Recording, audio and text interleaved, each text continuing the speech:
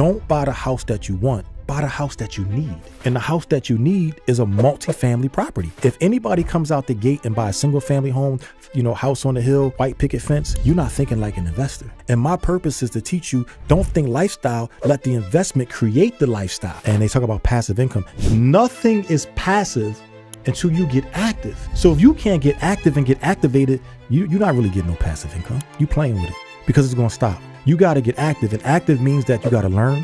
You got to get in the field. You got to build your business. See, real estate is based on a foundation. I always say this, money grows on trees when you plant seeds. If you're not planting seeds, that means you're not building your foundation. And eventually a weak foundation crumbles. Hey business owners, what if I helped you get access to $50,000 in business funding for $1 a day? Would you be interested? Well, inside of my Credit Mastery community, you're going to be getting exclusive access to our in-depth training program that's worth tens of thousands of dollars to give you the exact strategies you need on how to restore your credit and on how to properly structure your business. You're also going to be getting access to a financial consultant with over a decade of experience in the funding space that'll help you reach your financial goals in half the time it would take if you were to do it on your own. And we're going to be giving you 2 coaching calls every week that'll give you the exact banks you need to go to get access to $50,000 to $100,000 in business funding. This is the same community that helped Pat get access to $50,000 in funding from Chase, help Alvin get access to $8,000 in funding from Amex, help Matt boost his personal credit score by 150 points, and help Donna delete a bankruptcy from her credit report. So if you're interested, click the link above or below this video to join now, and we'll see you on the other side of success. Let's go, family. Ladies and gentlemen, this is the Marvin Francois Show, your #1 source for all things business, finance, and investing. And today, is a very special day because our guest today is a father, husband, entrepreneur, investor, speaker, mentor, and real estate expert extraordinaire. He's the creator of the Cash Flow Roadmap Community, a program designed to help everyday people print money on demand by mastering the game of real estate and leveraging OPM through accessing business credit. Whether he's mentoring leaders on how to build acquisition systems for purchasing their first real estate property or teaching working professionals how to fire their boss by hitting their minimum cash flow goal, our guest's mission remains the same: to make financial independence through real estate not just accessible, but inevitable. And today, he's here to do more of the same. Ladies and gentlemen, from Philadelphia, Pennsylvania, I'm here with the one, the only, my guy, Mr. Calvin Cannon Jr. What's going on, family? How are you? Oh, man, Marv, that intro was crazy. Hey, man, listen, I appreciate that. Of course, man, you deserve it, brother. Yes, I appreciate it. Thank you, man. Thank you for having me, man. It's an honor and a pleasure. Man, I appreciate you. It's been a long time coming. I keep my eyes peeled for individuals that are just prominent in whatever field that they're in, and I've known about you for some time. And my audience loves any and all things real estate. Right, and you and I had a very fruitful conversation off camera. I know it's going to be even more fruitful on camera, and I'm just excited to get the game to the people, man. Let's do it. Let's get to it, man. 100%, man. So once again, happy to have you. Obviously, I know who you are, but some people who are watching may not. So for those who are unfamiliar, who is Calvin Cannon Jr.? Oh, man. So my name is Calvin Cannon Jr., born and raised in Philadelphia. I have been in real estate for the last 33 plus years and counting. My goal is to make sure that I'm giving the people the right information about real estate. I am not a real estate influencer. I am somebody who is in real estate, right? Real estate leaves residue. And, as we talked before, a lot of people's hands are clean. So some people do intellectual property real estate. I do real estate. Dive a little bit more into that, because we talked a little bit about that off camera. What is intellectual property real estate? Yeah. So, if everybody remember, COVID was some time ago and everybody was inside. Everything was done online. You have courses, you have programs. But then once COVID stopped, everybody came outside. But what people forgot is that before we went inside, people was really doing real estate. Right. Then they got the social media bug. And that social media bug is, you know what? I don't have to come back outside anymore. I can just sell courses. I can sell programs. I can sell intellectual property real estate. Like if you do an ebook, that's actually real estate. But it's an intellectual property of real estate. Me, not to say I didn't have any ebooks, but I'm more comfortable with being inside of the building, hands-on. Real estate is a hands-on business. And if you're really doing real estate, your hands are going to get dirty. I love it. Let's take a couple steps back, because you've been in this game for a very long time. Yes. Very seasoned, very long time. but obviously it took a couple steps for you to get here. If we go back a bit in reading into your story, if I remember correctly, you had a mother who she worked in corporate America, 9-to-5 lifestyle. I believe she worked for Colonial Penn. Yep, life insurance, yeah. And then you had a father who was an entrepreneur in the nightlife space. Yes. So that's a very interesting duality, because it's like, for them, of course, but more so for you, because from a young age, you got to see the best of both worlds of what life looked like, working the 9-to-5, you know, rigid, structured day-to-day life, and the ups and downs of not just entrepreneurship, but being an entrepreneur in nightlife. That's its own, you know, whirlwind in and of itself. What did life for you look like at that point? So my household was very, very strict. You know, my mom did not appreciate my dad owning bars and owning clubs. So when I wanted to tap into that style of life, my mom declined it. You know, so my mom and dad bumped heads a little bit. And I'm the youngest, and I was the youngest son. So for me, it was strict. You know, I went to Catholic school. You know, we didn't have a lot of things that a lot of other people have. Like, I didn't have a golden spoon. You know, I didn't even have a silver spoon. My mom worked, you know, 2 to 3 jobs to help support us. My dad did the best that he could. Back then, you know, in the 70s, the nightclubs they weren't making the money that they're making today. Yeah. You know, so, you know, we did what we had to do to hustle and grind. But I really wanted to be an entrepreneur. But I really wanted to get us out my parents' house because the rules were strict. You know, I had to be in the house when the light came on. That was probably like 7:30, 8 o'clock. You know, I had other friends that was outside doing what they wanted to do, but I couldn't do those things. So I put all my focus into school. I played sports a lot to try to stay out the house. Went to college, you know, to try to stay out the house. And then eventually I stumbled across my first property, and it really took me out of the house. So that was pretty good. You know, we kind of crossed barriers a little bit because mom didn't like the nightlife and dad couldn't stay out of the nightlife. You know what I mean? So that kind of put me in the middle of, I want to do it, but I can't do it. And, you know, and even me and my father bumped heads because I wanted to learn the bar business. I wanted to learn the club business, and he denied me. He denied me. You know, he got into some financial troubles, not managing the stuff right. And eventually I had to save the business. Really? Yes. Save the business as much as I could. And then my father, you know, my mom and dad, eventually they split because my mom couldn't take it. She gave him an ultimatum, either the nightlife or your family. He chose the nightlife. Really? Yeah. Wow. Yeah. It's deep, man. It's deep. Goodness gracious. Yeah. So you're born into a family where, once again, you have the best of both worlds. Mom's in the 9-to-5 career-based space. Yep. Dad is a entrepreneur in the nightlife space. Yep. Your mom gives your father an ultimatum. It's like, listen, it's either us or nightlife. Yep. And your dad is basically like, hey, deuces, I gotta go, run this business. Yep. Whew, okay, so you ultimately wanted to get into the business. At that, did that give you any pushback towards your dad at all? Did you understand? Because I'm sure you were young at the time. Like, what happens at that moment? Yeah, so you know, my dad left, and then I did resent him for that. You know what I mean? Like, I felt like, how could the nightlife be better than just being with your family? Yeah. But I was young then. But you know, what I had to understand is that without that nightlife, you know, our mortgage wouldn't have been paid. Yeah. You know, the lights would have been out. You know what I mean? We wouldn't have been able to live in the neighborhood that we lived in. Yeah. So at a younger age, I didn't respect it. But as I got older, started having children of my own, then I started to understand, my dad really did what he felt was best. Always stayed in contact. You know, I was able to reach out to him. I was able to talk to him. He just wasn't in the house anymore. You know, so it was tough on that aspect. But as a young kid, you don't really see it until you see it. You know what I mean? Till you have your own children and understand it. So it definitely gave me some spark to go harder. And when I got my first property, you know, I kind of looked at my dad and I'm just like, you know, now let me show you that I do know how to do business. Because when I wanted to help you, you denied me. So now my goal was to outdo him. And that's what I did. Every son, I feel every son that I know that has a father's an entrepreneur comes into business. If they become an entrepreneur with that chip on their shoulder, like, like, I respect you as a man, but I'm gonna cook you. Like, I'm coming for you. I had the same thing with my dad too, where it's like my dad had a background in contracting and construction. I never really fancied that, but when I got in the financial space, because we kind of bumped heads when I did work with him, I'm like, all right, now I'm gonna show you how I'm gonna do it my way, and I'm gonna show you we could be successful this way, and you know, the rest is history. But I definitely can relate with that. So now move forward.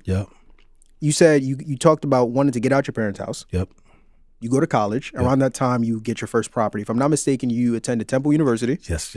TU. Understand? So this is 1991. Yes. And you get a lump sum of money that comes into your hand that you're ultimately able to use to buy this first property. Talk a little bit about that story. Yeah, so it's incredible. So, I was still a knucklehead kid in 91 and went to Temple University, and I didn't do my paperwork for grants properly. I thought I knew everything. I filled it out. The stipend for my books and room and board came 2 to 3 weeks after the semester ended. So I'm thinking to myself, like, can I really spend this money? So I think the bank was like PNC or something back then. And I took the check, I deposited. They told me that I can keep it. So that was my first $5,000. I'm like, damn, what I'm gonna do with this $5,000? And then my grandfather knew a young lady who had a property. It was a duplex, 32nd and Cecil P. Moore. And I took the $5,000 out the bank. That's all I had. I think back then you only had to have $5 in to keep the account open. So I had the $5 in there. I took the $5,000 out. I gave it to the young lady, and I bought my first duplex at 32nd and Cecil B. Moore. And I packed up my stuff. Didn't have a lot, packed up my stuff, moved into the property. The property had roaches,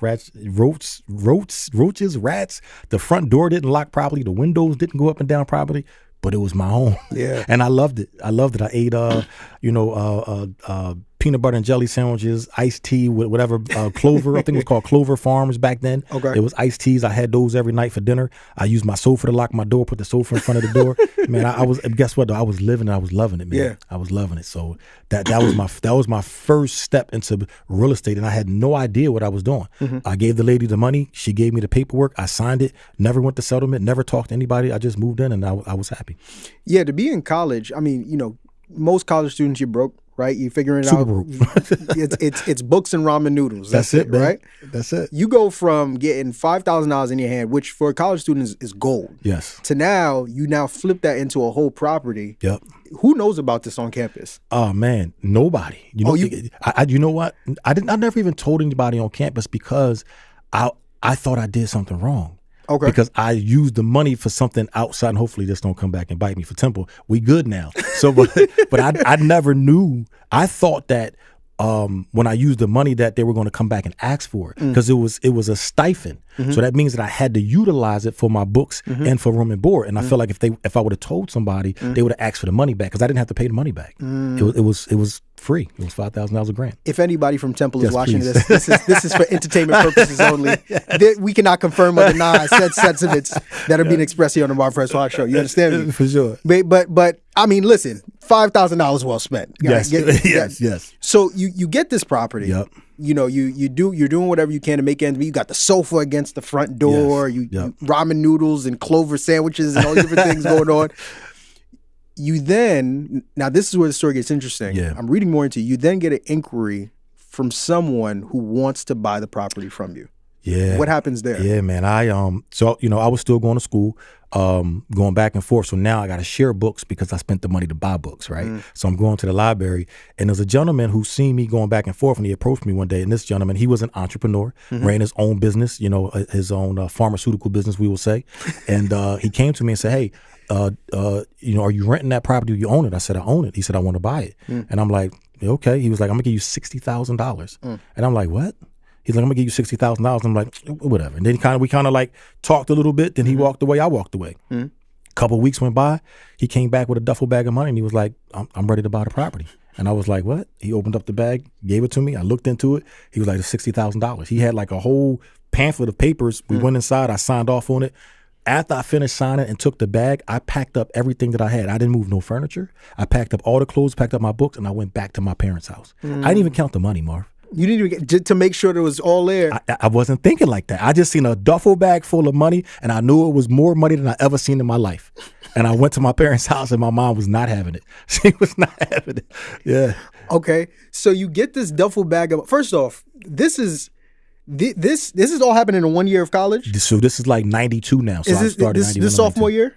This is freshman going into sophomore. Yep, I started my sophomore semester. You might be one of the greatest freshmen to ever walk through Temple University. You went from getting $5K to getting a property, so now you're getting $55K. First off, if you're a college kid with $55K in your hand, You feel like the richest man on earth.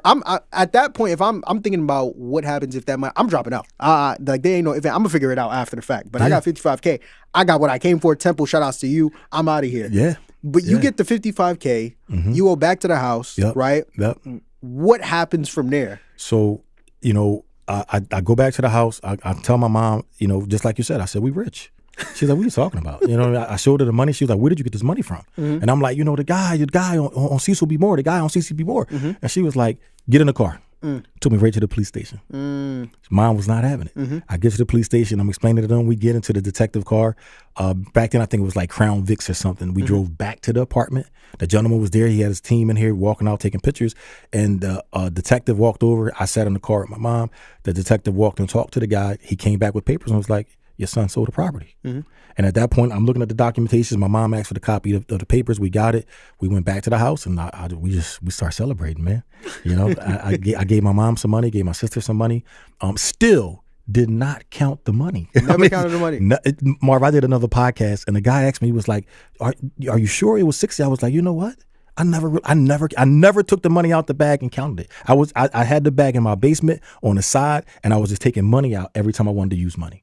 Just like that. Just like that, man. Just like that. So then I took some money out. I started looking at the paperwork, and I'm like, you know what? I'm reading. Now I'm starting to learn, like, this is an agreement to sell. Well, back then it was called a HUD. I'm like, this is a HUD. And I'm looking and I'm like, I see the $60,000 on there. I see my signature, but we never went to no title company. I never went to an attorney, nothing. I signed all the documents, and he took care of all the filings. Back then, you could go to City Hall in Philadelphia, and you can just file for a deed with your ID. And I believe that's what he did, because I didn't do anything but sign papers. It's crazy, man. So now we have the 50. What we believe. What we believe is 50. It could have been 30,000. 55K. Right? Yeah. It might have been 54.5. We don't know. We don't know. But it was a lot of money. And for that gentleman out there, if you did not give me the whole 60, just come talk to me. Let's make things right. You know what I mean? Just because he might be sitting back like, oh man, I didn't give him 60. Yeah. So let's make it right. You get all this money. You're taking care of some of your folks and beyond. Yep. So what happens from? Is it now a situation where like, all right, I got this money, I'm gonna go back to school and finish with school? Is it like, okay, I just bought one property for $5K and made 55. Yep. Do I now buy another property? Like, is this the introduction to real estate, or is there still some steps in between? Nope, there's still some steps in between. This was an introduction to independency. I never thought about being a real estate entrepreneur. I just knew I wanted to get out of my parents' house. And then what eventually happened is that when I moved back, I realized why I needed to get out of my parents' house, because my mom was strict. So I'm pulling money out the bag. I'm spending. I did go back to school because I had loans. And I switched my major. I was going to do criminal justice, and then I went back to school to do business management. I had to pick up a 9-to-5 job at that point because I started going through the money, and then I stumbled across another property. And this time, this property was, I think it was like $7,000, $8,000. It was a 4-unit on the 4400 block of Germantown Avenue. So I looked into the bag. I see I still had some more money. I think I had maybe like 15, 20,000 left. I grabbed 10,000 of that. I bought the 4-unit building. At that point, now I'm moving back out of my mom's house because I needed my independency. I had to be in the house when the lights went out. I couldn't be loud. I used to be on the second floor, and I moved into the basement to get more independency. So when I left Cecil B. Moore, moved back home, had the money, realized that my mom was still strict. She didn't care that I gave her money. I still had to be in by 7:30, 8 o'clock. I found the got my 9-to-5 job. I was a manager for a supermarket called Pathmark back years ago. So I was a manager for them, had the 9-to-5 job. I bought the quad. I moved into the quad. Now I'm out of my parents' house again. And now I'm in the quad. And now I'm realizing now I did a real estate transaction, because this time I went to a title company. This time I had a realtor, sort of, I guess, a realtor, or, I think back then he was a wholesaler. And went to a title company. I went to an attorney. I signed documents. I paid. I got the keys. And I moved in that house, and I never went back after that. Now it's time to understand, what did I do? And that's when I started learning about real estate. From what I read, you get this property. This is officially your introduction to real estate. Yes, this is official. But like the introduction to any business, there are certain mistakes and things of that sort you make along the way. I read that there was a man that you met along the way by the name of George Anderson. Yes. Yes. who essentially was kind of like your first mentor in this real estate space. Yep. What was that experience? What happened there? How did that help you to navigate the early stages of this journey? Yeah. So I met George after Germantown Ave. So I got the ones at Germantown Ave. I lived in every unit in this quad. I didn't know nothing about contractors. I painted on my own. I did my own electric. Black electrical tape. I did everything on myself. So then I dealt with squatters. At this point, I went back to school, but then I went to real estate school and I became a realtor. And George was doing new construction. So when I met George, I was selling one of his he met me as a realtor at first. I was selling one of his new construction properties on Buick Avenue. He knocked the whole block down and rebuilt. And I started getting a little arrogant then, I guess. I was young, bought my first luxury car. I had a Jaguar back then. How old are you at the time, if you don't mind? I'm probably my early 20s. Okay. I'm still early 20s. I don't think I hit 25 yet. Okay. Still like 23, 24. Bought a Jaguar. And how we met is that I had the client that George was selling the property to. And George wanted to have some conversation with me. He's like, hey, I want to talk to you about this deal. And I'm on my phone, back then it was the flip phones, and he's knocking on my glass. He's like, hey, I want to talk to you. And I'm ignoring him, putting my finger up like, wait a minute. And then I rolled my window down. I was like, can I help you? He's like, hey, my name is George. I'm the owner of the property. I want to talk to you about your client. I was like, I don't talk to sellers. I only talk to my client. And I rolled the window back up and he looked at me. I looked at him and he walked away, right? And I almost ruined my career with that too, right? Right. So, long story short, I sold the property. I sold the property very fast for him. And as settlement, he pulled me to the side. Now he had his realtor, the person that was working for him. He pulls me to the side and he says to me, he said, listen, he said, you got one thing that I don't like about you. And I was like, you don't even know me. He was like, you're very arrogant and cocky and that's going to ruin you. And I was like, what? He was like, all I wanted to do was have a conversation with you and you wouldn't have that conversation. And I was like, well, I'm loyal to who hired me. You didn't hire me. And he shook his head and said, okay. So we did the deal.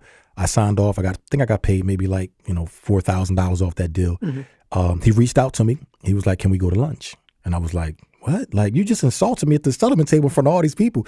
He pulled me, I was like, all right, cool. So we went to lunch. He said, I want to hire you. I said, hire me to do what? He was like, I want you to sell the rest of my properties. And I was like, okay. So now I'm thinking that's more money for me. So I'm like, okay. Then he said, but under one condition, you keep that same attitude when other people try to talk to you, because now you work for me. And I was just like, did he just own me? Like, right. So then, as time was going on, he started teaching me, grooming me, letting me know, like, drop the attitude. He was like, you're nobody special. Drop the attitude. And I'm just like, he was like, the faster you drop the attitude, the more money we're going to make. Come on. And I dropped that attitude, man. And he taught me how to do new construction. He taught me how to build LLCs. He taught me how to move properties out of my name into the LLCs. He became my unofficial mentor. Yeah. I reached out to him and asked him, I said, hey, how much would you charge me to show me how to do this? And he was just like, nothing. He was like, you're going to learn. You're definitely going to learn. And, fast forward, he was my first mentor. And then today, I'm his mentor. I'm his mentor. So it's kind of like, flipping and it was amazing, man. He was impressed at the fact that I offered to pay him and he wouldn't take my money. He was like, I've made more money off of you than you can ever imagine. He taught me how to do new construction. I became his realtor, a private investor, a private financial investor, his site manager, and his production manager on the projects that he was doing. And we flipped probably about another 15, 20 properties together. What do you think he's so? I don't know if you ever asked him this, but it's like for some people, all it takes is that. Let me tell you something. I'm trying to talk to you. You roll the window up on me. Yeah. Now you talking to these. You understand? Ain't no ifs, ands, or buts about it. For sure. But like he kept like, from the car situation to the closing table, and then again like re-inviting you out for lunch. Did he ever tell you like what it was about you in particular? Like, I'm sure you're not the first realtor he's ever worked with at that point in time. Yeah. Did he ever tell you that? Yeah. No, I actually asked the question. I asked him. I said, what is it about me that made you interested in me? And he said, it's one thing that you did at the settlement table that I was totally impressed about. He said, because honestly, I didn't like you. And because he said I was too arrogant and cocky. And I was like, what was it? He said, we ran into a situation at the table where the buyer was walking away from the deal because we couldn't figure out the HVAC and we couldn't figure out what was going on with the property. You told everybody to calm down and you stepped out the room. You called an HVAC guy. The HVAC guy guaranteed us that he was going to go and certify the HVAC unit. You came back into the room and said, I'm going to have everything handled by the next 2 hours. The seller felt comfortable. I turned around and looked at the title company and said, we're going to put $3,000 up in escrow until this is resolved. I said, we're not going to hold anything up. I surrendered my commission in escrow just to get the deal done. And it blew him away. He was like, the fact that you were willing to walk away from the table with no money and put your money in escrow and this deal could have fell apart told me that you would do whatever it takes to win. And winners want to work with other winners. Winners want to work with winners, man. And then he straightened me out, and even to the day, Marv, like we're best of friends. Wow. So we go from what a journey. So we go from 5K. Yep. The house on Cecil B. Moore. Yep. 32nd. Yep. Flip that to 60K. Yeah, or maybe, possibly, allegedly. Yeah, there's an asterisk next to the number. Yeah, allegedly. The 60K gets you mom, sis, cousin, auntie, uncle, and them. Yeah. Got a little bit left over. We buy another property, 4 units. 4 units, yep. For 7K, I think. 7K, yep. Which is crazy, by the way. Like you're not 92. finding that, and you're not finding that in 2025. Nah, it's over. It's not happening.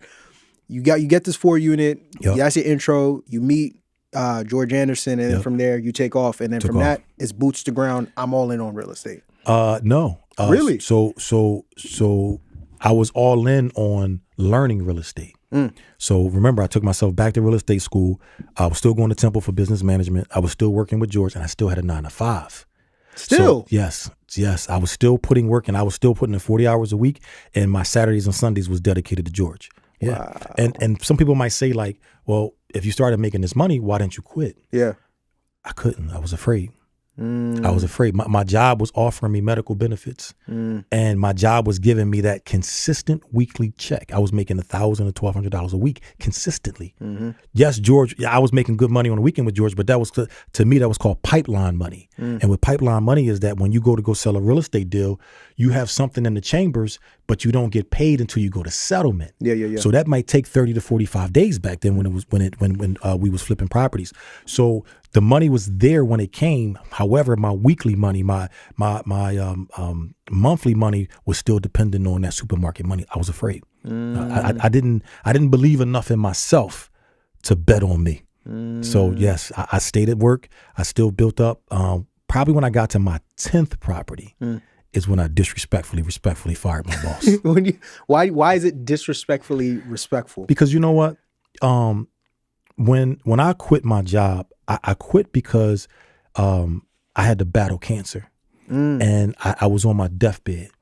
And when I came off of my deathbed, my supervisor at that time was, at this time I'm a district manager. So I worked up the ranks in the supermarket business, became a district manager. Pathmark filed bankruptcy. They closed up. I went to Rite Aid Pharmacies. I was a district manager over there. I had prostate cancer. I beat prostate cancer. When I left off the table, my job asked me, when you coming back? Wow. And I was like, excuse me? They was like, yeah, your FMLA is running out, and you have to make a decision. I said, my life was on the line. They was like, yeah, we understand that. How are you today? You feeling good? Great. Because you only got a few more weeks before you need to make a decision. So I'm like, man, like I just had the battle of my life. Yeah. I come back to work, no exaggeration. From the time that I've been out of surgery, from the time that I came back, all the work was piled up on my desk. My boss looked at me and said, how much time do you think it's going to take you to get through this? And I'm just like, my head is spinning. I called George. George is laughing at me. And I'm like, what's so funny? He was like, I had prostate cancer too. So now I'm like, is this how me and this guy's connected? Yeah, like we cancer brothers? That's crazy. Right? So then he was like, let me tell you something. He was like, you got one life to live. And if you continue to allow somebody else to control you, whoever can feed you can starve you. And I was just like, man, that was heavy. And he said to me, he was like, your job gave you a decision. You give them a decision. And I went in there. I tried to do it. I really did because I was still scared. And I picked up my 10th property around that time. And I'm coming to work. And now mind you, I had a company car, company credit card, company cell phone. I've threatened to quit multiple times before. And every time I threatened to quit, they gave me a raise on top of raise on top of raise. So I said to myself, I said, you know what? I'm going to make them fire me. I'm going to stop being productive. I'm going to make them fire me. So I was doing goofy stuff. Like just fire me because I looked at it like if you fire me, I'm going to collect unemployment. And I'm going to still get a percentage of my check. Plus I'm going to still get benefits. They wouldn't fire me. My boss literally looked me in my face and said, I know what you're doing. I'm not going to fire you.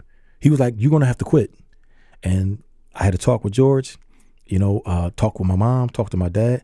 And the reason why I say respectfully fired them, because they disrespected me. Mm-hmm. I had prostate cancer and they didn't give a damn. Yeah. And when I came back, they was like, when you gonna get this work done? So I said, you know what? I let all the work pile up. I came in one day, I said, you know what? This ain't for me. He's like, what, you need some time off again? I mean, you don't really have, any more FMLA yet. Time left. I said, no, I'm done. Gave him their keys, gave him their cell phone, gave him their laptop. He was like, what do you mean you're done? I said, I'm done. He's like, this is going to go on your record. I said, you're going to need me before I need you. And I left. I walked out. And I planned it so well because I took my car. I parked it around the corner from the job. Then I took back then, it wasn't like, was it? No, it wasn't an Uber and Lyft back then. So I took a cab home. Then the next day I drove the company car to work. So I gave them their keys. I walked out. They couldn't believe that I had already had my car parked ready to go. And at that point right there, I cried. I'm gonna be a man about it. I cried all the way home. I drove my car. Yes, because I felt like, did I make a mistake? I mean, you got to keep in mind, somebody put in 15, 18 years of a company, and you just walk away because of frustration and anger. I'm driving home and I'm crying, and I'm like, yo, get it together. Yeah. But about the time I got to the house, all the tears was dried up. And from that day, I worked my butt off in real estate. That 6 months to a year, I put my salary in my bank account that the job paid me. The following year, I doubled my salary in my bank account. And I'm not talking about gross. I'm talking about net. In my bank account, sitting. Yeah. So at that point, I was like, oh, yeah, you got this. You got this. And ever since then, man, I bet on me.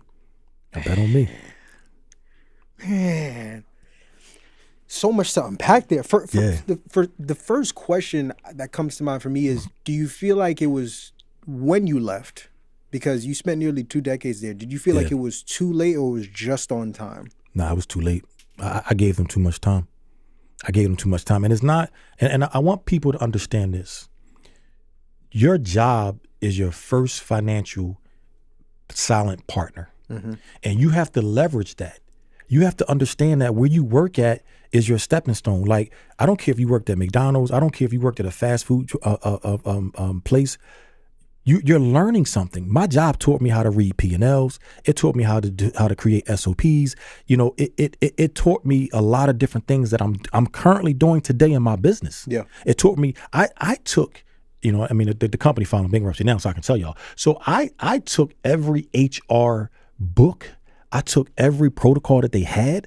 I took all that stuff. I made copies of it, and I utilized those documents in my business that I'm doing right now today. Come on. So when you're working your 9 to 5, you can't keep saying every day, I hate my job. You got to wake up every day and see what I'm going to do about my job. So I feel like I gave them too much of my time because I had what I needed to do my business. Yeah. I was just afraid because of the paycheck. Yeah, so I took it wasn't. I left late. And even just listening to that, and it's the conversation that happens a lot with people who are aspiring entrepreneurs, where you have people that have 1 foot in the 9 to 5 life and 1 foot in the entrepreneurial life, and you every single time, if they're doing what they need to do, it gets to that point, that breaking point where you staying at your 9 to 5 is now holding your business back. Yep. Because you have the resources, you have the clientele, you have the experience, you have everything lined up for you to go all in on this. Yeah. But you've mentally handicapped yourself to where it's just like, well, this thing is guaranteed. When in actuality, it isn't. At any given moment, any of the execs from Pathmark can be like, yeah, we're done with you. Thank you for your time. I saw it. Right? I seen it every day. Yep. It happens all the time. And going to the quote that you mentioned, when you give someone the power to feed you, also give that same person the power to starve you. That's why becoming an entrepreneur, obviously entrepreneurship isn't for everyone, but becoming an investor, finding where you could put your money and put $1 and turn it into $2 is a non-negotiable for any and everybody. Absolutely. You understand? Because if you think that you work I don't care if you work at a Fortune 500 company or if you're a cashier at Walgreens, like if you think that job is if you have more confidence in somebody else's ability to feed you then you have confidence in your ability to feed yourself or to get the skill set needed to be able to feed yourself and take care of your family, there's something wrong up here. Absolutely. There's something wrong up here. It's a blockage. And definitely a blockage. So I appreciate you sharing that because I know that that's something that I hear a lot when I'm speaking to aspiring entrepreneurs. I'm like, man, you doing 10K, 20K in your business. Like, bro, it's time to go all in. It's just like, nah, man, well, what if this and what if that? It's like, what if you look up 30 years from now and realize that you've been in the same spot, living the same 6 months over and over and over and over again. And that's a reality for a lot of people. So, you know when it kicked in though, Marv, to be transparent with you? It kicked in when I was giving my job 40, 50 hours a week and making $5,000 a month. And I gave myself 10 hours and made the same $5,000. At that point, it was like, oh, something wrong. The math, look, if I'm doing my math correctly, like this math, yeah. But once again, like it for I'm just happy you were able to get to that point because some people go to the grave and they never get there. Nah, that's bad, man. Never get there. Yeah. So you now go all in. You have your mentor. You're at property number 10. You have your foundation. You essentially double your salary. You're all in on real estate. Fast forward from then until now, once again, you become a titan in the real estate space, more specifically in the Philadelphia area. And you said something at the top of the conversation that was great. You talked about people who are really boots to ground real estate and people who are intellectual property, real estate investors or influencers, if you will. Well, I'm sitting across from an actual real estate investor, and I want to be able to break this game down for people who are watching step by step, because as many wins as you've had, I'm sure you've taken some bumps, lumps, and bruises along the way. A lot of lessons. I want to break that down for the people here today. Yeah. So one of the things you got to understand, getting into real estate is not as easy as one may make it believe on social media. Come on. And what I mean by this is when you hear people say everybody can do this, you can do it, but you have to understand you are successful in what you understand. I understood real estate. I understood that I need to learn how to find properties, analyze deals, understand the price that I'm paying to buy in, understand what my ARV is going to be with this, which is after repair value, and then learn how to scale. So my very first real estate that I acquired after the apartment building, after the duplex, I had to do an FHA loan. That was the first time that I really, really did real estate from the beginning to the end and understanding it with paperwork. So I bought my first property, FHA, 3.5% down, right? Now this time George is still yelling at me because George is teaching me how to put properties in my business name and I'm putting more properties in my personal name, which he was totally against, right? But it's okay. It's okay to start off with, if you put a property in your personal name, you just can't stay there. You got to learn how to pivot. So for somebody getting started, I would say, hey, if you go FHA, understand what your purpose is. Don't buy the house that you want. Buy the house that you need. And the house that you need is a multifamily property. If anybody comes out the gate and buy a single family home, house on the hill, white picket fence, you're not thinking like an investor. You're thinking because of lifestyle. And my purpose is to teach you, don't think lifestyle, let the investment create the lifestyle, not you creating the lifestyle, right? So if you buy a multifamily property, if you go FHA, yes, that might be the easiest entry level. Some people are against FHA. Some people say, well, why save up 3.5 and, all these different things that FHA is going to put penalties and stuff on you. Yes, but everybody don't have $30, $40, $50,000 to go right in to buy a DSCR property or use a hard money lender. So you got to get in where you fit in. The whole purpose is get in the game. You can't stay on the sideline watching everybody score. So you got to get in the game. I say get in the best way that you can. Learn real estate. After you learn real estate, master real estate. Figure out what niche you want to be in. Do you want to be a wholesaler? Do you want to just be a fix and flipper? Do you want to be, a landlord? And after you do that, learn the business of real estate. And that's what the most important part is. Everybody can teach you how to analyze a deal. Everybody can teach you how to find deals. Hell, you can find that on YouTube right now. Whether if it's my program, somebody else's program, the beginning of everybody's program is on YouTube. Everybody's, right? So get that initial part that you need on how to find a deal, how to analyze the deals. And after that, invest in yourself with the business of real estate. And then you continue to scale. And the one thing that's the most important is that once you're going into real estate, find out what you love. If you don't like dealing with tenants, don't become a landlord. If you don't want to deal with, wholesalers, and you don't mind doing construction, flip properties. If you don't like to do construction and you just want to be in and out and you don't want to deal with the whole drawn out process of selling a property, be a wholesaler. Just find your niche. And then master it. That's how you become successful. Right now, we're in the year 2025. Yeah. If I'm unpacking everything, if I'm breaking it down piece by piece, if someone wanted to take actionable steps to find their first property, because every real estate investor I've ever sat down with, they say the same thing. The hardest part is finding the deal. Once you find the deal, everything else after with reps and with right mentorship, it's not easy, but it's not as hard as finding the deal. How are we finding deals in 2025 in this market with everything that's going on? A lot of investors do say that it's so hard to find deals. I don't think that it is. Okay, come on, let's talk about it. I don't think that it is. Let's talk about it. You know why? I'm gonna tell you why. The hardest part is that you don't believe in yourself. Come on. So your deal is standing right next to you. Your deal is right in front of you, right? When I talk and I teach about real estate, I ask the person, how many people know you looking for a deal? When you wake up every day, I'm gonna call my realtor, or I'm gonna look online. No, how many people do you encounter every day know that you're looking for a deal? Yeah. Right? You get up every day. You might go to the gym in the morning. Do the people at the gym know you're looking for a deal? When you go put gas in your car, do the person at the gas station know that you're looking for a deal? When your cell phone ring every day, everybody got more than 50 people in their phone. How many of those people know that you're looking for a deal? Yeah. Right? So you playing hide and seek with yourself. So it's not hard to find a real estate deal. The question is, do you really want to find a deal? Yeah. I tell people every day what I do.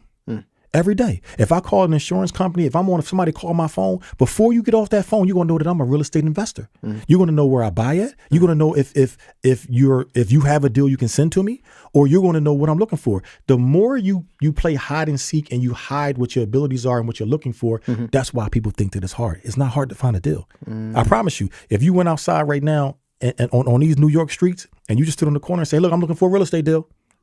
Here's my zip code. What you got for me? I'm paying for referrals. You're going to find a deal today. I promise you. Somebody, I'm not going to say the deal is going to be a successful one, but somebody's going to say, you know what? I got something for you. Charlie looking to sell his house. You're going to get a deal. So when people say, oh, it's so hard to find a deal. No, it's not. You're not telling enough people. We do a lot of talking about nothing sometimes. I always tell people, when you look at your cell phone, if you look at your phone should be categorized for deposits, withdrawals, assets, and liabilities. Yeah.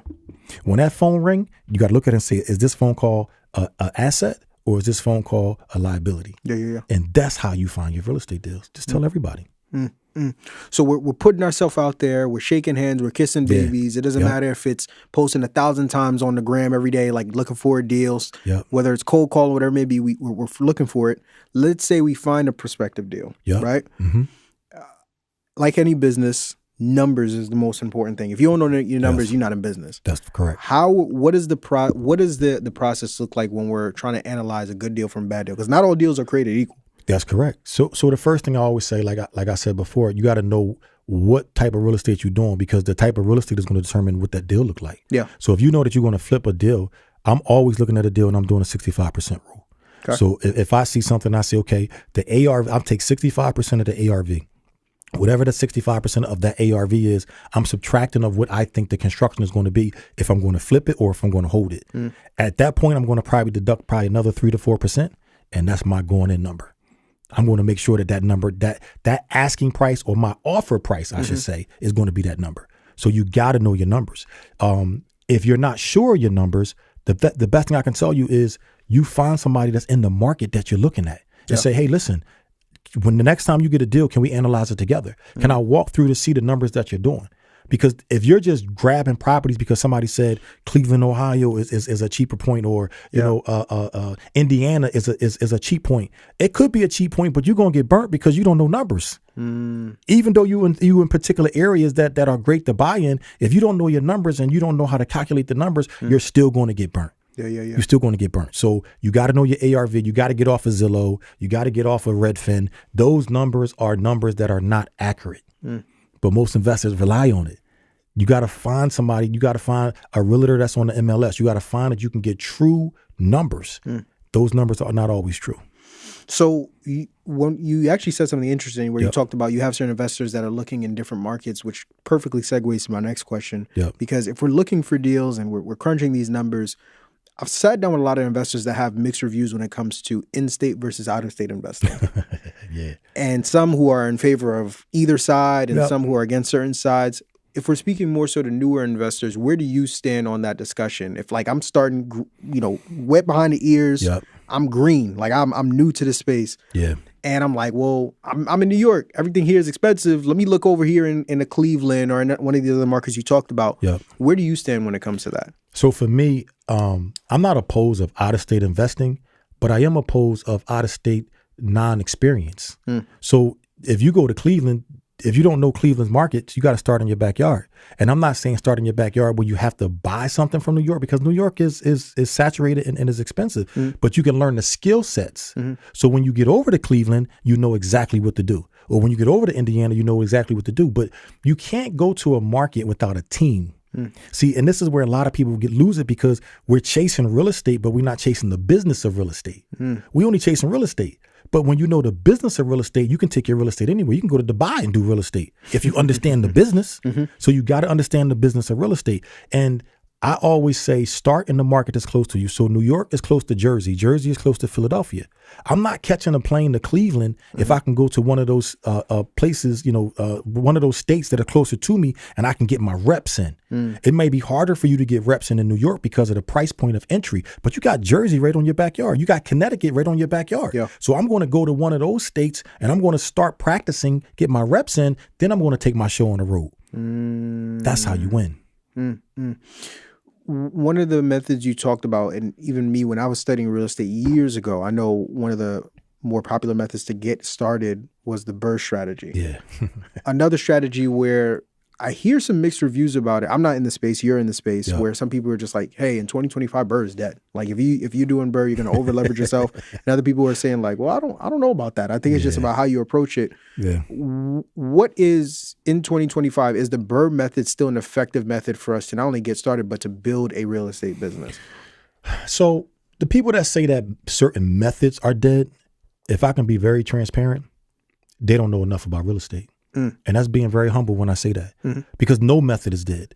You have to have a strategy for every market. Now, I know I'm an OG. I've been in the game for a minute. However, there's a strategy for every market. You can do the BRRRR somewhere right now and be successful. You can do, a BRRRR somewhere else and be unsuccessful. So it's not that the BRRRR method is dead. It's just that what is your strategy in the market that you're in? Your market is going to tell you the best strategy to utilize. For me in my market, I do buy, flip, hold. So I'm buying single family homes. I'm fixing them up. I'm flipping those single family homes. I'm taking the profit. I'm 1031 exchanging it. I'm dumping it in the IUL, pull it out the IUL, and then I'm buying the whole. And then I'm BRRRR. I'm going to do the BRRRR. So now most people who do the BRRRR, they're trying to do the BRRRR, maybe only put down, 10%, 15%. Some people do the BRRRR, they put down 20, 30%. It doesn't matter because you're putting down more money that you're better than the person who put down the 10%. You just have less leveraging that you're doing with your debt. That's all. But if the cash flow makes sense, if the ARV makes sense, instead of pulling out 75% on the back end, maybe you pull out 60% on the back end, 50% on the back end. So now you're still cash flowing. So you have to figure out, how can I get into this property? How can I be successful, come out of the property and still cash flow? So every method, it's not that one method is better than the other. It's not the method, it's the market. You have to find the right market to execute. You talked about the strategy you use now. Can we unpack that a little bit more? Because I'm not sure if I've ever heard that. So you buy a property, you flip it, you then take the profit, and then I heard something about like a 1031 strategy and IUL. Break that down for me. I'm not sure if I've ever heard that before. So what I do is buy, flip, hold. So I'm going to buy the property. I'm going to fix it up. I'm going to flip it. Now, when you flip a property, there's something called capital gain tax. You're going to get hit with a capital gain tax. So in order to evade, I guess is a good word, of capital gain tax, you can move the money to a 1031 exchange, but you have to set it up before you make the acquisition. You move the money, then you take a percentage of the money from the 1031 exchange, and you can buy another property equal or higher value. So now, before I do that, I'm going to take that money, I'm going to put it through my IUL, which is a life insurance policy. Then I'm going to take the money from out the IUL and buy the next property. if that makes sense.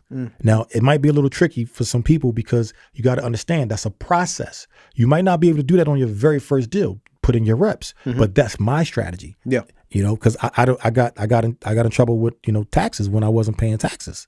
Oh, so okay, so talk a little bit about that, because I've always heard that real estate is the king of, like, hey, if you want to lower your tax bill, investing in real estate is the way to go. But you talk about running into some tax trouble. I'm assuming that was in the earlier days. Very early days, you know. So one of the earliest days when I sold the property for $60,000, even though that was $60,000 allegedly cash, right? Even though it was cash, when I did my taxes, I still had to claim it. It was profit. Really? You got to pay taxes on that. Well, yeah, no, it's a sale. So it's a sale, correct. Yeah. So when I do my system buy, flip, hold, every time I flip that property, you have to pay taxes on that. Now at one point in time, I was just like, well, who gonna know? Hey, man. Right? So I'm just like, all right, so I just made 50, 60,000. Who gonna know? Guess what? I got that knock at the door from the IRS. Oh, absolutely. We know. Yeah. And I'm like, I'm trying to figure it out. Like, how did they know? So when you talk about, you know, people telling on you and snitching, the title company snitched on me because they got to do a 1099. Yeah. They can't, the title company is not going to take ownership of your income because the title company is one who cuts you a check. So IRS came, they're like, listen, Mr. Cannon, you got amnesia? But what happened to this money that you never claimed? Right. So yes, you can have some good accountants that can use some things as a tax shelter. But when you flip in 2-3 properties a year and you only buying, I mean, you flipping 2-3 properties a year, you're buying maybe 1 or 2 properties off of that flip, you still got 1 property that you didn't move the money yet. Yeah. You got to pay taxes. Hey. So that's where things got a little complicated. That's when this is the reason why I'm so passionate about the business of real estate and not just real estate, because people are going to get in trouble because nobody's teaching you this. Nobody's talking about it. They're just talking, oh, you can do the burr, or you can do the flip. What about them taxes? Right? So got in trouble there a little bit. Just got myself out. I think I'm down to my last $3,000. Really? You know what I mean? Yes. Since the 90s. Hey, that means heavy. for all these years, Father. Yes. Really? Because I was in so much debt with the IRS. I went on a payment plan. Got you. Okay. So now, if I'm not mistaken, I believe I got to talk to my accountant, but I believe I'm down to my last $3,000. Yeah. Yeah, so I mean, it's serious, man. That's why, you know, I talk about the business all the time. And y'all gonna get y'all money, all right? Don't be talking about. Yo, we seen him on the podcast. We got to get the. Yeah, that's what I'm saying. Yeah, I got the last. But once again, this is the side that doesn't make it to Instagram. For sure. Like everyone shows the beautiful houses after they've been rehabbed, but nobody talks about the ugly behind the scenes and the nitty gritty, granular stuff that goes into not just. All right, well, I buy properties, but like running a successful real estate business. You gotta run it like a businessman, or you're gonna lose the business. Real estate has a lot of lessons. I don't say losses because you can never lose in real estate. You only lose when you quit. As long as you don't quit, you're not gonna lose. What would you say is the most important loss you've taken that turned into a lesson in your real estate journey? Not understanding rules and regulations in every state. Not understanding how to not cross mingle your money. That was the biggest lesson that I had to learn. A lot of people, you know, for years when COVID was here, everybody built LLCs and ran and got business funding and ran and did this and ran and did that. But people didn't know how to manage the business funding. Right? You know, you got 10 LLCs with 10 different LLC names and you pick up $50,000 to $100,000 per LLC. And then you transfer money from one thing to the next thing. And, you know, the biggest strategy is, you know, we take our personal debt and we transfer it over to the business debt to hide our utilization. Yeah. Right. But then you don't know how to manage the business debt. And then, you're moving money all over the place. You cross mingled it. So you have to understand how to set up your business the proper way. You know, my business is owned by a trust. The trust is owned by a holding company. The holding company is owned by LLC cells. Those LLC cells own properties up to about $2 to $3 million per LLC. Then I lock it. And then once I lock that LLC is now closed. Then I go to the next LLC. So that means that I'm not moving my money around. I'm a ghost. Nothing is in my name. I'm a ghost. As far as I know, 123 Main Street, maybe it belongs to Calvin Cannon. Maybe it doesn't. We don't know. But guess what? You know, one of the most important things that somebody told me was that you LLC your name. So even though it looks like Calvin Cannon, but you fail to mention that it's not a social, it's an EIN behind that name now. You become a ghost. Wait. No, so no, because this is good because before you were talking about that was a lesson that your mentor told you where he was upset at you for putting properties in your personal name. You know, once again, real estate, this is a business where we're essentially building our portfolio. We have these assets that we want to protect. A part of that is making sure like, hey, I'm Marvin Francois. This may or may not potentially be my property, or maybe there's a trust somewhere in Wyoming that owns an LLC that owns such and such that owns. I don't know. I don't know. So how do we now, once we get a property, how do we now make sure that property is secure to where we're not putting ourselves in any personal liability? So I always say again, like sometimes when we teach, we complicate things, and people are like, oh my God, I did this wrong. When I had these 10 properties in my name. The biggest lesson was that I sold those properties to my LLC. I had to pay almost 4% transfer tax to do that. So that was a big chunk of money that I did. But I wanted to do it because I needed to become a ghost. If you're buying a property today and you're fresh, you know, you don't have any real estate, don't be afraid to put it in your name. Just understand what your end game is, right? Because a lot of people, when we talk about, oh, just put it in the LLC, put it in the LLC. Well, that particular person might not be in a financial stability to put it in the LLC, because LLC means that you either have to do a conventional loan, which is maybe 5% down, or 10% down. You may not have that. You know what I mean? So Fannie Mae and Fannie Mac, they're not giving you businesses and LLCs. I mean, they're not giving you properties and LLCs. Right. So you can put your property in your name. What I will suggest is do not do backdoor deals with the lender. If you put the property in your name and then you turn around and change the deed from your name to your LLC, and you haven't told the lender that you did that, the lender can call that loan back.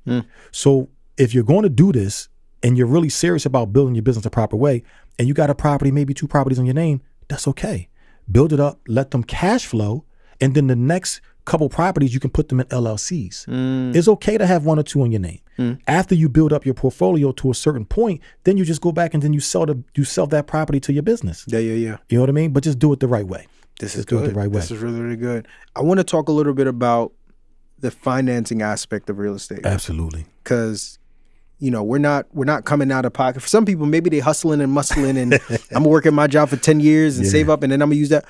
Others, smart strategic investors, understand how to leverage good debt to invest in these assets. What are some of the different ways that we can finance real estate deals, finance the acquisition of these properties? So if you have good credit, you can get anything that you really want, right? But one of the things that I say is that, what's the difference between somebody who have an 850 credit score and somebody who have a 550? And when I'm teaching my students this, they be like, well, the 850 person, they can, they can get whatever they want. They can get business funding. And I tell them the person with the 850 and the person with the 550 are the same people. Neither one of them are doing anything with their credit. The 550 can't do nothing and the 850 won't do nothing. You follow what I'm saying? So, so if you have good credit, you're in a great position to get funding. If you can get business funding, whether if it's business credit cards, business lines of credit, whatever it is, and you're really serious, you can take that debt. Now, some people say, well, why would you teach debt? This is good debt. Because if I take a $50,000 credit card and I buy property, I never went into my pocket, my personal pocket. Now, when I buy that property, I have to have an end strategy. If the end strategy is to sell, I pay the credit card back off with the $50,000 from the profit, as long as I'm getting the profit. If the end strategy is to keep it as a rental, I'm going to cash out refi just enough to pay back the $50K credit card. So I never use my money. So you can use business credit to do it. What I caution people is, if you got good credit, don't use your personal credit to get the property. So some people might say, well, I got a personal credit card with $50K, not business. Now I'm going to use my personal credit card, take the $50K, I'm gonna buy the property, but then the 30-day cycle, the $50K is now on my credit profile and my credit score dipped from 850 to 700. And now you screaming and yelling like, oh my God, what's going on? My mentor misled me. No, you didn't pay attention. Right? So you can't do 50K on your personal profile and then use it and then not put the money back. So you always want to use business. Do not use personal funding. Use the personal funding for emergencies. But try to lean on the business. If you can't get business funding, again, we talked about these cell phones. Most times you can get into real estate with a minimum of about 10K. right? You can do a wholesale deal. You can find a property, a couple properties, put down $1,000 EMD, which is earnest money deposit, and flip the properties. But if you can get 10 people on your phone to give you $1,000, there is no loan. Yeah. This is 10 people coming together to do a real estate deal. But we don't talk like that. We don't tap into that, right? Because a lot of people got pride.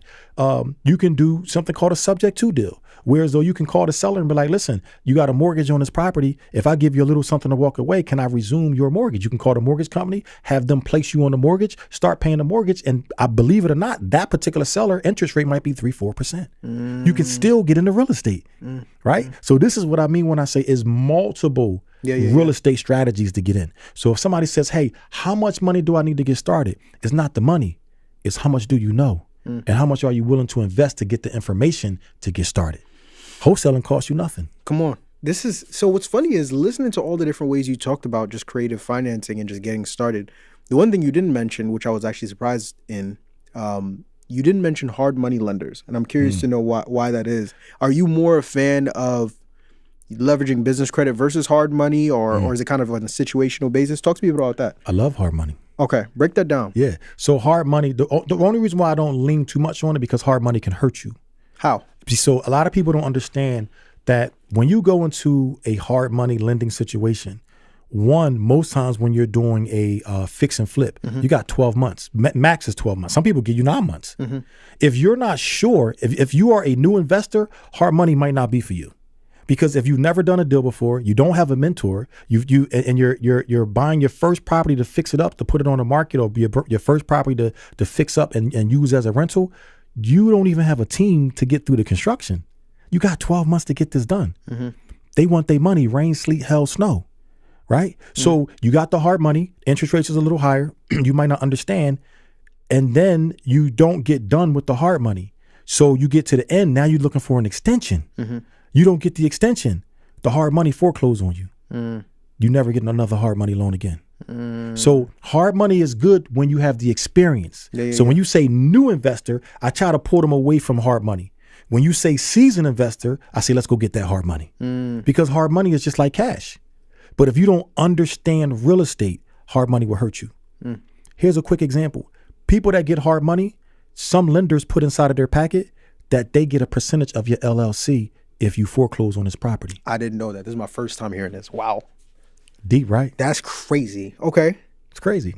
So this is why I say learn the business. Like most people who go to settlement, Marv, they don't even read the real estate documents. They just signing away. They got they have the notary on the other side of them. Sign here, sign here, sign here, sign here. You got any questions? Nope. Because they super excited just to get the property. You know why? Because such and such was on social media inside their, a Lambo, or such and such was coming out of a jet in the airplane, telling you to go get real estate, or such and such. Later for that, you got to learn the business. You got to get this right. Yeah. Once you get your brain right with it, then you okay. So people don't even understand what they signing. Yeah. One of my mentees, I call them my leaders. He was at settlement. I got it on my phone right now. I'll show it to you right now. He texted me a document, and the document said that signing this piece of paper, you're giving us percentage of your LLC that you're acquiring a property. Imagine you got 5 properties in that LLC, and you're just getting this one funding from this one hard money lender. You miss a payment. Ball game. They foreclose on you. Ball game. They coming for you. They're coming for you. So new investors, if you don't understand real estate, hard money might not be for you right away, unless you got a mentor that can walk you through the process. Seasoned investors, hard money all day.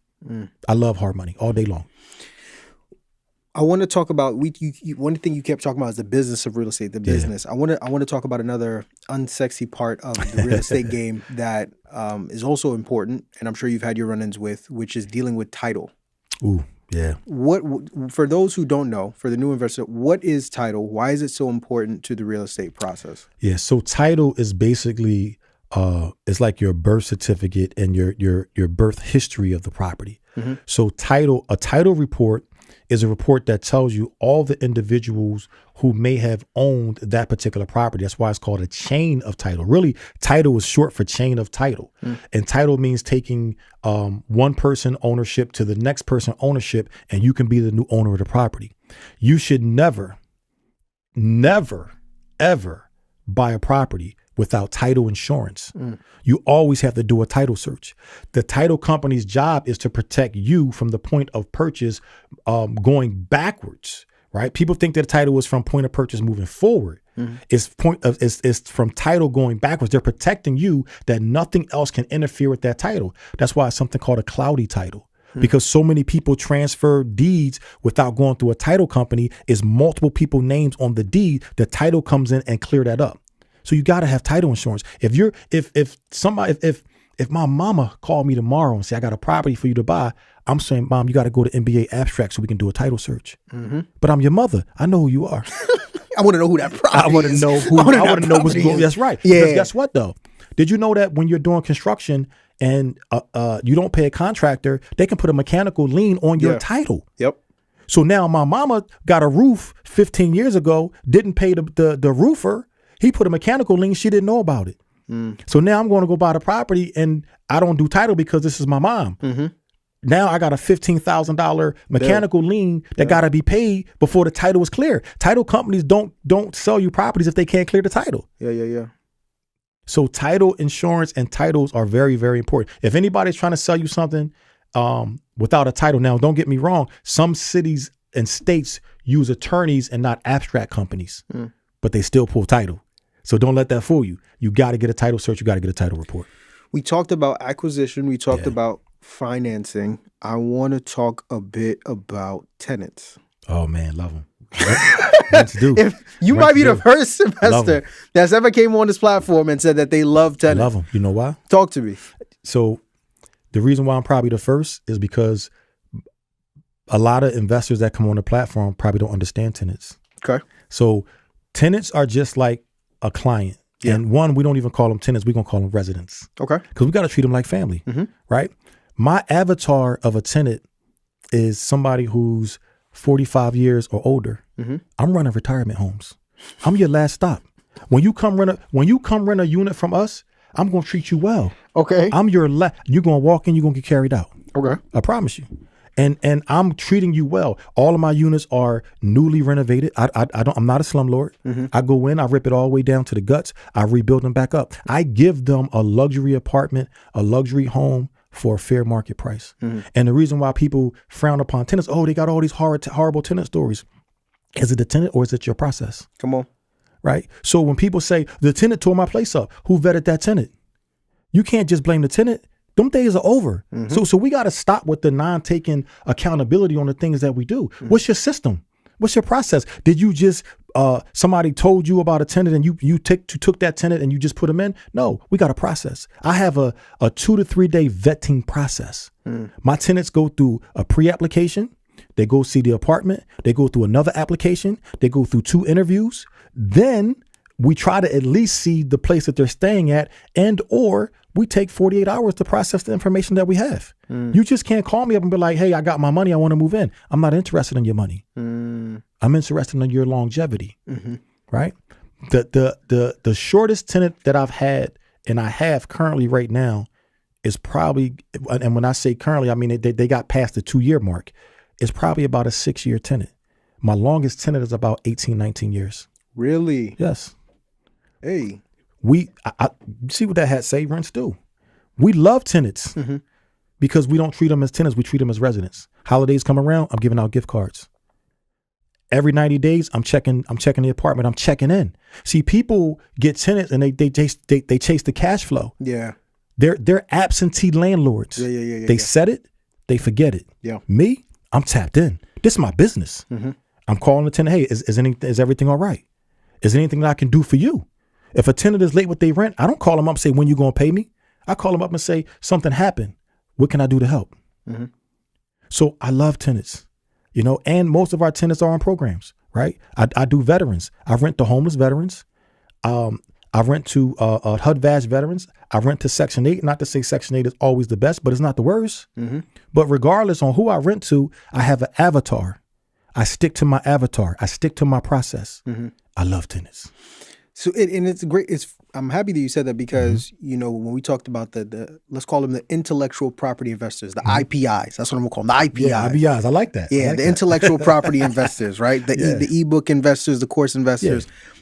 For a lot of aspiring real estate investors that are looking to get in the space, Yeah. when they're consuming content from the IPIs, Yep. right? One of the words that they hear floating around a lot is passive.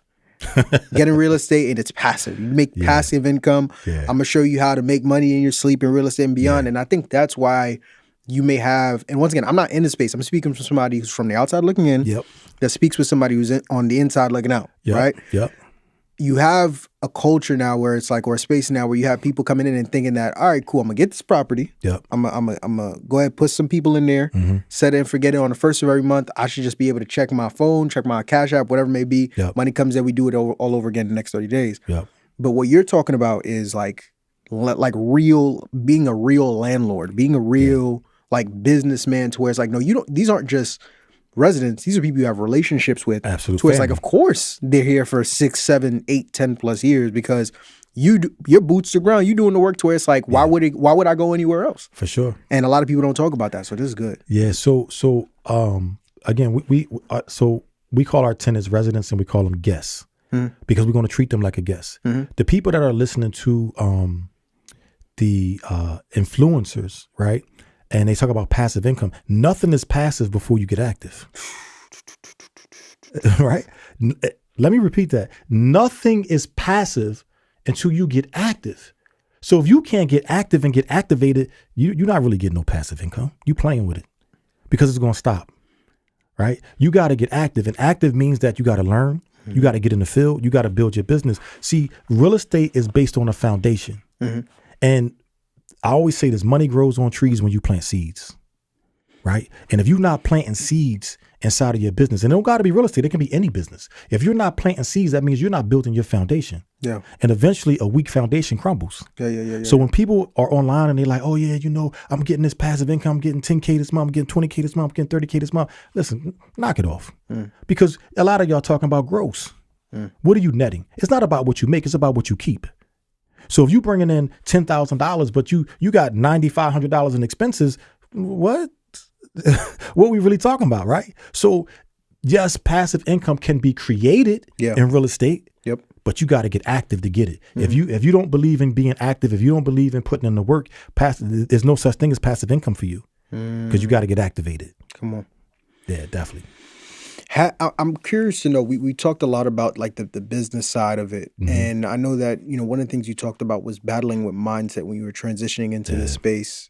Once you got established and you started building your portfolio out, as you built your experience in this, has being in real estate ever forced you to confront something about yourself that didn't have anything to do with money, but had everything to do with just personal growth? Yeah, man. That's a good one because when you building your business, sometimes you forget about family. Sometimes you so engulfed in what you're doing that the people that love you and care about you, you got to take a time out and tap out. You know what I mean? Building my business, I had to experience and understand that the business is great and chasing success, you're really never going to catch it. So I had to mentally understand that my success was my children. Building something for them and understanding that the joy that they can have to do whatever they want. They don't want for nothing, right? Yeah. I have to teach them, and I had to teach them the things that I was afraid of. Because if I can't teach them how to survive of the things that I was afraid of, they're going to run into the same situations that I was in. So when you building your business, you got to understand what's really your success. Because if you chasing money, you're never going to catch it, right? They print money every day. They print money on demand. You're never going to catch the money that you're looking to get. So you got to understand what am I doing this for? Yeah. So once you mentally understand that, your success becomes closer to you and you're going to reach your goal because it's not monetary. You know what I'm saying? So I had to mentally change that because when you're young, you're like, man, I want to see $100,000 a month. Yeah. You can't manage $5,000 a month. How you going to manage $100,000 a month? Right. Yeah. So sometimes we got to take a reality check where we got to turn off the TV. Right. I always say, turn down the volume and turn up your value because your value is where it's at. It's where it's at. But yeah, mentally, I had to get myself together. So for where you are now, like you said, you're well over 3 decades in this space, still running. At this point, when you look back, or when everyone else looks back and they're reflecting on your legacy, Yeah. what do you want to be remembered for? I want to be remembered for teaching people the right stuff. I want to be remembered for, whatever someone asked of me, I did my best to give them all I had. If you're loyal to me, I'm super loyal to you. If you're willing to put in the work, I'm willing to teach. And I want people to look at me and say that he was a genuine dude that would do whatever it took for you to be on top. I don't win by myself. When people be like, you winning. No, I'm not. If you want to see my wins, go look at my mentees, go look at my leaders. It's not about me no more. I've accomplished what I wanted. At one point, having over 100 doors, it's not about the doors. You know what I mean? It's more about how many success stories do you have? Yeah. How many people can really say, what I learned from this man, and he really, really got me to the next level. That's my success. Yeah. How many guests and how many residents that you can go to and be like, hey, did you ever live in, one of the C&C properties? Yeah, and it was wonderful. That's my success stories. Yeah. Changing people's lives. It's not about me. I'm retired. I'm good. Yeah. I'm good. As we start to close, I think not only to people that are looking to get into space, but I think to Calvin when he was at that crossroads where he knew he had to bet on himself. He knew he had to go all in on real estate. He was decades into this job and he just couldn't. It was like a tug of war between a limiting belief and a deep belief that he had in himself. And it was a back and forth until ultimately the rope broke and you finally took that leap and went all in. Yeah. And if that leap doesn't happen, we probably not sitting here having this conversation right now, right? You're absolutely right about that. And I share that because I know that there's at least one person watching this right now that's probably in a similar situation. Yeah. As we close, if you could speak to them and tell them something you wish you heard when you were at that point in your life that you think will give them that final push to go all in. It doesn't even have to be real estate. It could be whatever. Yeah, for sure. What would those words be? I would tell you that, one, find out what you enjoy. Whether if it's real estate, whether if it's, whatever it is, find out what you enjoy, learn it, find out somebody that's doing it that you can emulate and you can repeat the process, because that's where your joy and your happiness is at. Stop feeling like you're trapped. Stop feeling like you have this ceiling over top of your head that you can't get to the next level. Stop putting everything on money. Oh, I don't got the money to do this. I don't have the money to do that. But you can go after the resources that are within your head to get you to the next level. The money gonna come. Yeah. The money gonna come. Find out what you enjoy. Find out who is doing it and doing it to a level that you respect, that you see, and you can touch it. Right? Because if people, I can see and tell you all day that I'm a photographer, but if I never show you my pictures, do you really believe I can take pictures? Right. Right. So truth is proof. Yeah. Go find out exactly what that person is doing, touch it, see it, emulate it, and then elevate it. Come on. Mr. Cannon, I appreciate you immensely for coming on here. This was Thanks for the honor. A conversation that was long overdue. Whether you want to use your camera here or our camera there, let the people know where they can find you and let them know how they can get tapped and wrapped into whatever you have going on. Absolutely. And you can find me on all social media platforms at Calvin Cannon Jr., CalvinCannonJr. Tap in with me, shoot me a DM. Let me know that you watch this podcast, and let me know something that you learned from this podcast, because this was a heavy one. I appreciate it, man. I appreciate it, man. All credit to you. All credit to you. Both of us. But yeah, man, I appreciate you. And listen, I appreciate each and every single one of y'all. And if you haven't already, what are you doing? Take a second, take a minute, take an hour out of your day right here, right now to go ahead, hit the like button, show this episode some love, and tell a friend to come back and watch it again. As always, I'm Marvin Francois. That's Calvin Cannon Jr. Y'all have been good. We've been great. This has been amazing. Thank you all, and God bless. Peace.